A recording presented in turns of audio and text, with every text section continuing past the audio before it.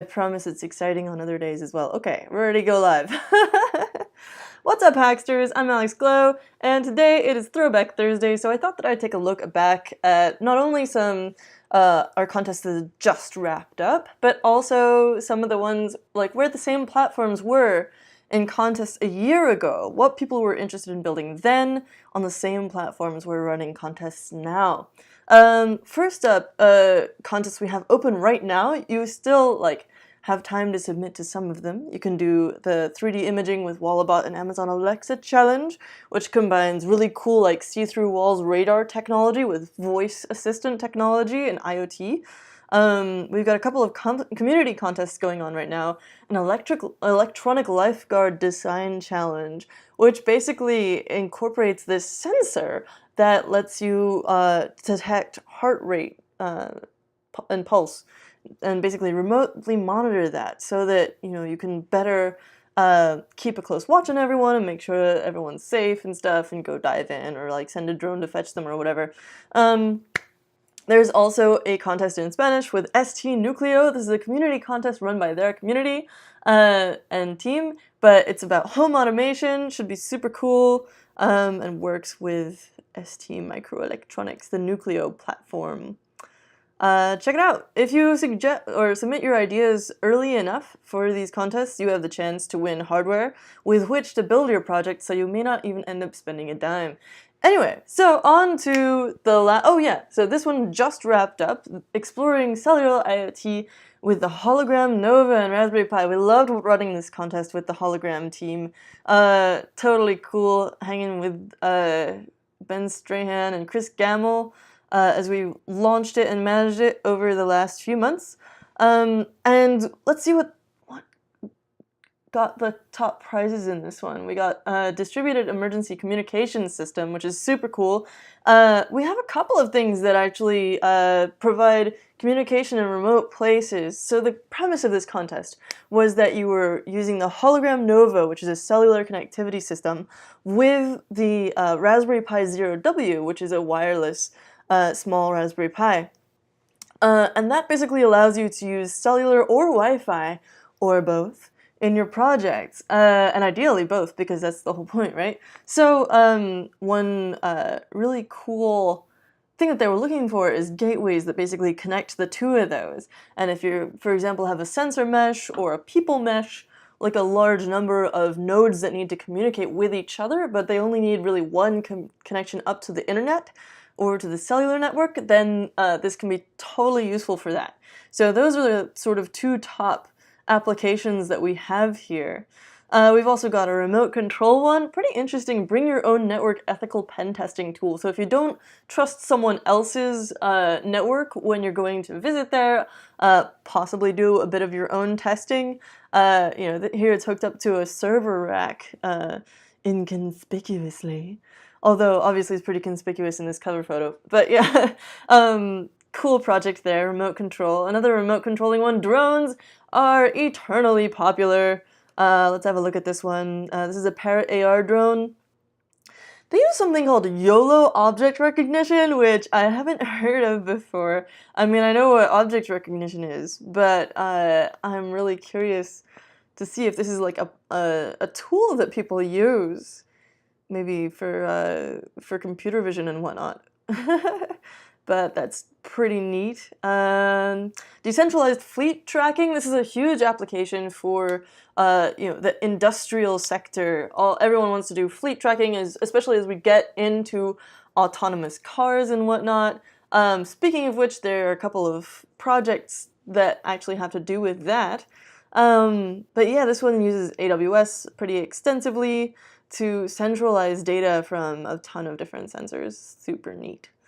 Oh yeah, then we have the Pooch Pack, Mobile Information Gathering and Security System. So, besides, is that a Boston Terrier? That's an adorable dog, and they're basically combining computer vision and cellular network to track the dog's biometrics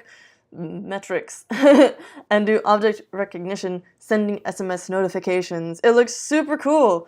I noticed that they didn't actually credit the dog with providing work on this project, which, maybe a little bit of ethics there. Yeah, check it out. This one actually reminds me of a project from a few years ago, but called War Kitty, which was a cat collar that not cat collar, cat collar that what was I saying? Right, it's a war walking device. So basically, your cat runs around the neighborhood. This device picks up information about the Wi-Fi networks that are around you, or around it rather, him or her, or they, and stores them, and then you can pull that information off of the particle photon and get it back to your hands. And then you have some data about Wi-Fi networks that you can do stuff with. So that's funny that that's like coming up again. And speaking of these mesh networks, actually, Particle has some new boards out, but they're not coming out until July. So if you want to get mesh and cellular connectivity all hooked up, you can sign up for that pretty easily. And if you want to build your own right now, you can using these projects. So you have a couple different ways to go there. If you want to go super high tech and make your own customized system, check out these entries. You can find them at hackster.io/contest/hologram, and otherwise check out the particle mesh boards. They've got 3 new ones, the argon, boron, and xenon, that connect Wi-Fi and mesh with cellular and BLE. Yeah. Besides that, we had a really cool farming system, which I love, and a trail camera for seeing if you can get any pictures of cool wildlife. I love these. Anything that has to do with like citizen science is pretty neat. So a year ago, right? Actually, we've still got one that has wrapped up, but we have the judging is still in progress, and that will be released on March 12th. That's the Alexa and Arduino Smart Home Challenge, full of home automation projects. And I don't have any say in what's judged here, but you can have a scroll through and see what cool stuff people are coming up with. I love the idea of a sleep assistant. I do a lot of like brain hacking stuff, and so anything that sort of helps me optimize the way that my brain works makes me really happy. But there's all kinds of cool stuff on here, combining voice control and Arduino technology. So a year ago, we had the Amazon Alexa skill contest. And for example, there was something that teaches you to to use Morse code, which is pretty cool. I honestly find it not too challenging to like write it out, but when it comes to actually doing a voice response, it's pretty tough. So that seems like a pretty cool skill. One that determines your local representatives in the legislature, which is pretty cool. One that seems to be taking a takeoff of Battleship, but with your voice. So if you are, none of your friends showed up to your game night, why do I draw these terrible analogies? Then, you can still play Battleship with someone. There's one called the Tickle Monster, which I would totally hate, which tells your family members who is supposed to be tickled next, out of a list of people in your house, I guess. There's one that sends you cute animals every day. There's all kinds of stuff for music and weather tracking, and a classic one, which is tracking the ISS. This is kind of like Hello Space.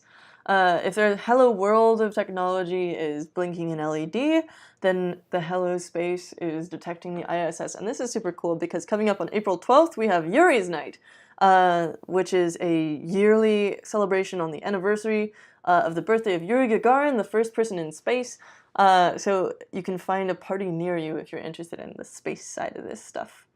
Costa Rican news, and all kinds of other cool things. I'm not going to go down this whole list because it's pretty extensive, but you can see what people were winning with a year ago and use that to inspire you for this year if you want. Besides that, we also had the world's largest Arduino Maker Challenge, in which we gave away 1,000 Maker 1000 boards, which are these awesome little... Oh, I've got one somewhere, but it's off screen, by which I mean off my table, which is this little Arduino smaller board than the originals, that incorporates... So, like, here's a regular size Arduino Uno, right? these boards are about half the size, and the Maker 1000 incorporates Wi-Fi as well. And that was sort of the first in their new series of smaller Arduino boards. So in like last year at Maker Faire, Bay Area, they launched 3 other new boards that use, for example, Sigfox, which is another wireless network, in the same form factor. And now, so you're going to start seeing more shields that work with this form factor of Arduino. There's probably a picture of it, actually. But here we go. And we got a sweet spot from Massimo there. But onto the projects, though, we had a really beautiful sort of visual feedback center for information that you store on a server. And this is a great example of something that isn't incredibly complicated in its goal or idea, and its presentation also is not incredibly complex, but it's so beautiful and simple and clean and elegant that, like, you know, it came out really gorgeous, and it ended up winning, obviously.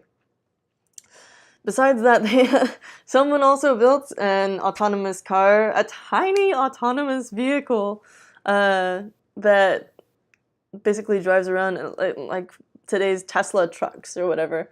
People are building some really cool stuff for this. I love it. Plus a wearable tech fall detection system for example, you know, if you have an older relative that you're concerned about, there are lots of people who focus on building these things so that it is easy for them to get help, even if they're incapacitated or whatever, and it helps sort of ease people's minds. And finally, we had just also wrapped up a competition that was based on the Terminator. So no matter what your interest is, you know, if you're into pop culture, if you're into home automation, if you're into voice assistants, if you're into just Arduino and nothing else, if you're into, again, you know, smart homes, we've got this one going on right now with ST. 3D imaging, whatever it is. You're bound to see a contest come up at some point that gives you an excuse to build your idea, because that's what it's all about, really, right? You can submit your idea, and then you have an excuse to build it, especially if your idea ends up winning some free hardware for you to build it with. There's really no downside to this whole situation. All you gotta invest is like a couple minutes to write up your idea in the first place. So yeah, this has been Throwback Thursday. Thank you again for watching, and I hope that this inspires you to go out and join some contests, because we have all this awesome hardware to give away, and we'd love for it to go to some really cool ideas, especially ones that are going to make the world a better place. And yeah, doing tech for good is awesome. All right, have a great Thursday, and we'll see you tomorrow.